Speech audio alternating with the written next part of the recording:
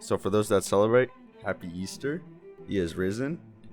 For those that celebrate, and for those that don't, I hope you have a good day off with your families. Today I'm talking about the Grand National Tour. I live in Minnesota, born and raised in Minnesota, always loved it here. And it was really awesome that Kendrick Lamar got to start the tour in Minnesota. So I don't ever want to hear y'all call Minnesota a flyover state. It was amazing, man. Y'all know my channel.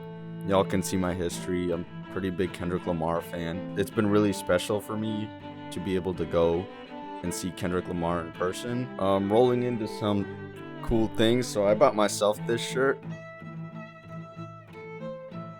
Y'all can go on the official tour website. My fiance also bought me this other shirt, which I enjoyed. It's not really my style, but we had a matching set. This is the front.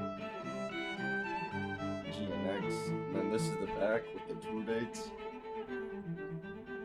The people at the clothing booths will let you hold the shirts and stuff so you can see if they'll fit you, so don't worry about sizing. The workers told me they have a website as well. You can go online to buy merch for them. Man, so going into it, Mustard was the opening act. I didn't know how to play out as a DJ being the hype man. He rolled out about 15 minutes late, which for me it was a little stressful because I got cats at home that I just had fixed. I'll make a video about that later, about Milo and Azula's surgery. Another story. But once he started going, he started playing his own music. Then he started playing some classics. Like, we had some DMX, some music for the ladies. Playing off of, like, when Tyler was in town last time. And he was like, wow, why are there so many white people here? Dog, you're in Minnesota. We're not that culturally diverse, I suppose. The fun part with Mustard was he ended it with, I know I gave it to you months ago.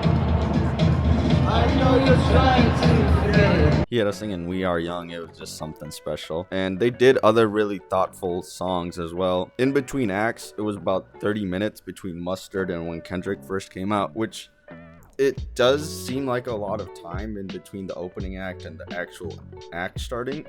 But once you saw all the production they put into it, it was wild. If you don't want spoilers, I'm sorry. Like, I'm too much of a fanboy. It was just something special. My tickets cost me 2 months rent. What was funny about it was I didn't know I had a suite ticket until me and my fiance went looking for our seats. And they're like, okay, we'll go down to this section, whatever. And we're looking at the sign and it's like, oh, you got to go to the club to get to your seats. And we went in the club and I'm sorry, like, that's probably the first time in my family's history someone's been in a suite for a event. That was just amazing. We could get a good view. The production was crazy. The last event I went to for music was 21 Pilots with my fiance. That's her favorite band. And their mosh pit, it looked miserable.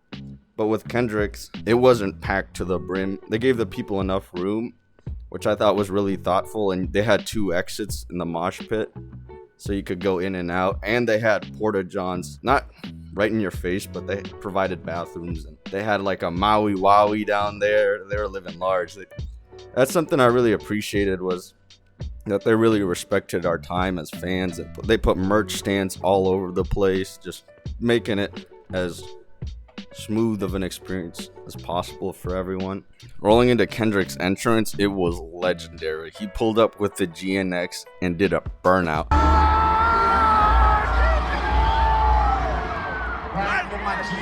With a needle, maybe anything. This gon' be a sweet love. Fuck apologies, I wanna see y'all deep dub. Don't acknowledge me, then maybe we can say it better. Take it to the internet and I'ma take it there, period.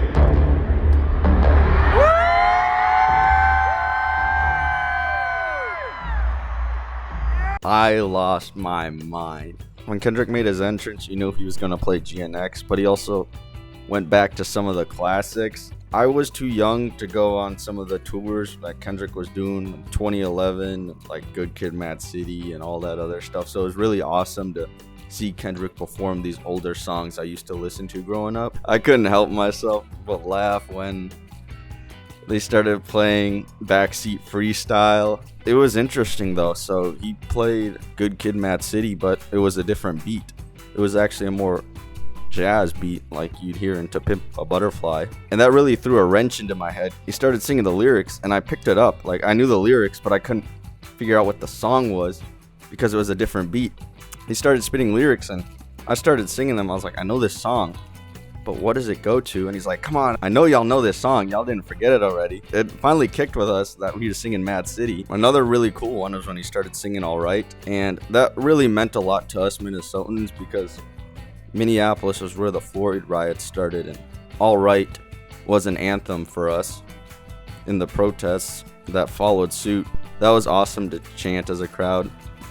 He came out swinging really early on with King Kunta, which is awesome as well. Like, you know, I've just covered that album, To Pimp a Butterfly. Holy moly, man. There were so many good songs. Really threw a wrench into my book when he started singing Poetic Justice. He didn't cover the Drake part, doing snippets. You know, we had Humble, DNA, SZA. Where do we even start? SZA was great. I was trying to figure out how the dynamic would work because SZA's more pop and Kendrick's more rap, and they have kind of two different lanes, but I think they actually played it very well with the sets as well. So Kendrick would come out, he'd do a little bit, and then they'd overlap for a second, and then Kendrick would get a break, SZA would be out there, overlap, Kendrick out again. It worked really well, and then they'd be together for a few parts for a few minutes. It was really well put together. We had all the stars. Everyone had their phone lights out. It was awesome. What surprised me too was some people brought their kids. Like there's like 7-year-olds there, and I was just like, what are you doing? Like if I was a parent, I wouldn't take my kids to a concert like that until they were in their teens at least. There's only one song from GNX that wasn't explicit. I'm not gonna judge how you parent your kids, but I wouldn't take mine. And it was really cool. Like they knew they were in Minnesota. They could have just gone through the set list and called it a day, but they also did a Prince riff. They did the intro to Kiss at one point, and the lights all went purple and we all lost it. I grew up about 15 minutes away from Prince's house. We used to try to go trick-or-treating at his house when he was a kid. It's called Paisley Park. It's a museum now. And that was awesome because Prince was a mentor for Kendrick Lamar. And that was just so thoughtful about the audience that he was performing at that night. There was a medical emergency at one point. I didn't get to see it that well. It was on the floor level. Someone had to get wheeled out. Security was tight about that and just getting them out and getting them to safety. There was a subplot. When Kendrick dropped the Luther music video, he had these two characters with him and SZA. There was a male and a female love interest for them. And you see those actors again in between songs. They're playing out this plot of Kendrick being interviewed criminally for what he did on February 8th. He's been detained and he's getting interrogated. He's not taking him seriously. He's like, man, screw this. I want some chicken. Y'all want some chicken? The officer's like, no, I don't want chicken. And he's like, you look like you want some chicken. It was pretty funny. They played like all the bangers. I was surprised. They played Euphoria. They played Not Like Us. All of Kendrick's classics. Humble. Luther, they sung together. We ended it with Gloria. It was a great experience. I'm pretty tired right now. We didn't get home until about 1 in the morning. The concert ran from about 7:15 to say about 11. It took us an hour to get out of Minneapolis traffic. If you've gone to an event at US Bank Stadium, you know how bad it can get. But once you hit the freeway, you're home free essentially. That's basically it. I'm just so excited. This is probably gonna take me a while to edit because my thoughts are all over the place. I'll try to organize it a little better for y'all. If you're on the fence about getting tickets to the Grand National Tour, do not hesitate. Just send it, man. The stadium was sold out. That's an awesome experience that I'm gonna hold tight to my heart for a very long time. It was really cool to see Kendrick Lamar in person. Kendrick Lamar Grand National Tour.